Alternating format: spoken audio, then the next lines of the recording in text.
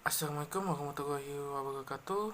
Perkenalkan, nama saya Muhammad Ido Faizal dari Teknik Informatika. Di sini saya akan menjelaskan beberapa materi, yaitu tentang pertama ada IoT atau Internet of Things, yang kedua itu ada Big Data, yang ketiga itu ada Machine Learning, dan yang terakhir itu ada Artificial Intelligence atau yang biasa disebut dengan AI. Oke, poin pertama ada Internet of Things atau bisa disebut dengan IoT. IoT itu pengertiannya menurut Kasagas, seorang koordinator and support action for global RFID, Right Activities and Standardization atau koordinator dan aksi dukungan untuk kegiatan dan standarisasi global yang terkait dengan RFID mendefinisikan Internet of Things itu adalah sebuah infrastruktur jaringan global di mana mereka menggabungkan benda berupa fisik dan virtual meraih kemampuan eksploitasi rekaman serta komunikasi.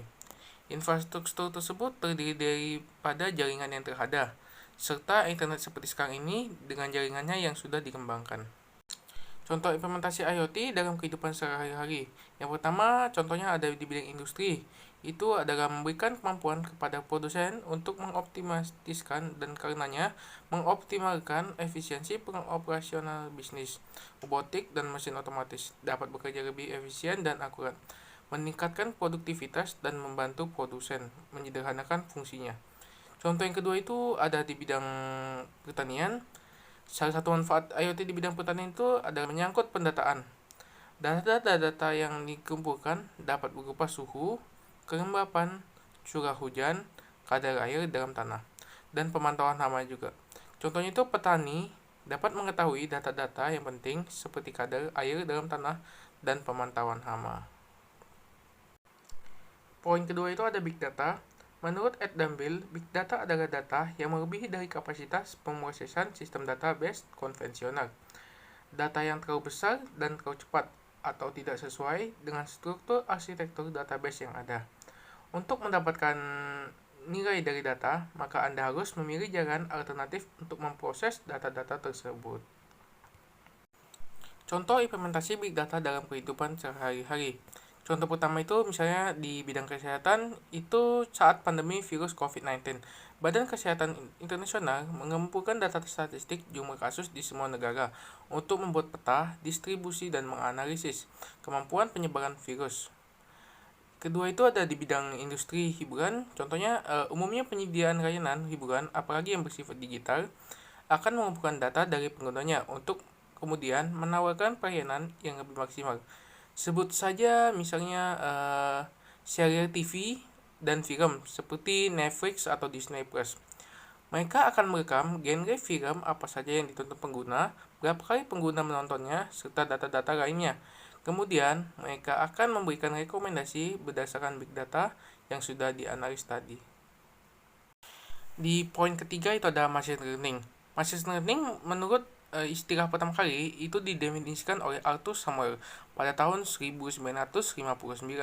Menurut Arthur Samuel tersebut, machine learning adalah suatu bidang ilmu komputer yang memberikan kemampuan pembelajaran kepada komputer mengetahui sesuatu tanpa pemrograman yang jelas.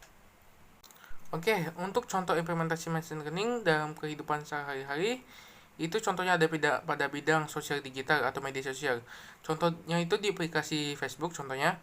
Saat Anda memasukkan foto ke Facebook, programnya akan otomatis mengidentifikasi wajah dan memberikan saran akun teman untuk detek di foto. Selain itu, dari foto, Facebook juga menampilkan iklan yang sudah dipersonalisasikan sesuai dengan minat atau topik ketertarikan Anda. Yang kedua itu ada pada bidang bisnis digital. Dalam dunia digital, marketing teknologi machine learning membantu saat suatu bisnis ingin menjalankan kampanye iklan. Contohnya itu yang digunakan di sini membantu dalam mengukur beragam metrik seperti kunjungan website, klik, jumlah penonton video, dan download video.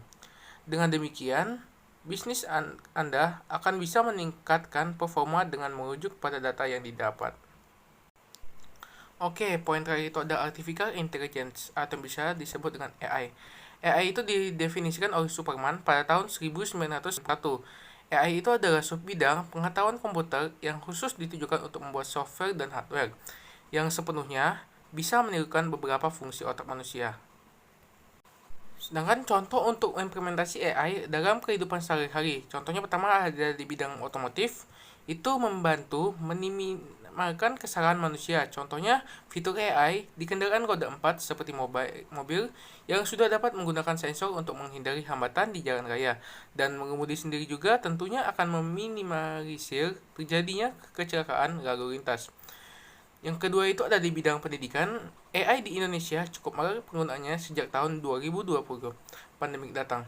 Salah satu mampu meringkas pendidikan yang efektif untuk menjamin para pelajar tetap dengan baik. Proses pembelajaran ini biasanya mengandalkan fitur-fitur Google seperti Google Assistant. Anda bisa mengucapkan kebutuhan menggunakan fitur mic sehingga bisa dikenali fitur canggih Google tersebut. Atau jika Anda sedang malas mengetik hingga berpuluh-puluh lembar, gunakan mic pada keyboard, perangkat dengan bahasa yang formal. Menurut kesimpulan saya, kita ini hidup di zaman modern. Jadi, sebaiknya kita dapat memanfaatkan teknologi yang ada dengan baik dan efisien. Akan tetapi, kita juga tidak boleh ketergantungan terhadap sesuatu. Oke, sekian presentasi saya kali ini. Lebih dan kurang mohon dimaafkan. Saya ucapkan wabillahi taufiq wal hidayah. Wassalamualaikum warahmatullahi wabarakatuh.